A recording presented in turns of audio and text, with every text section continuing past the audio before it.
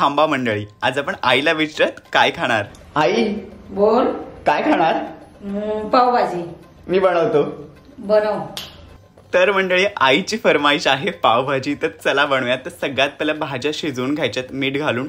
2 cup घालायचे. तुम्ही कुकरला 5 शिट्ट्या काढू शकता. चांगली गरगरीत शिजली पाहिजे बरं का भाजी. आता कढईमध्ये घालायचं तेल, बटर, जिरं आणि त्याच्यामध्ये घालायचंय बारीक कापलेला कांदा. मस्त परतवून घ्यायचंय. आता घालायचे ढोबळी मिरची आणि आलं लसणाची पेस्ट. मस्त परतवून घ्यायचंय आणि घालायचंय टमाटर. मीठ घालायचंय. चांगलं शिजून घ्यायचं पाणी सुटेपर्यंत आणि असं गरगरीत शिजलं पाहिजे बरं का टमाटर. मग त्याच्यामध्ये घालायचे हळदी पावडर, लाल तिखट, पावभाजी मसाला. मस्त मिक्स करून घ्यायचंय. आणि आता तेल सुटलं की मग त्याच्यामध्ये घालायचं कुस्करलेल्या भाज्या. तुम्ही एकदम फाईन कुस्करू शकता किंवा असं थोडंसं आईला असं जाडसर चांगलं वाटतं म्हणून मी तसं ठेवलंय.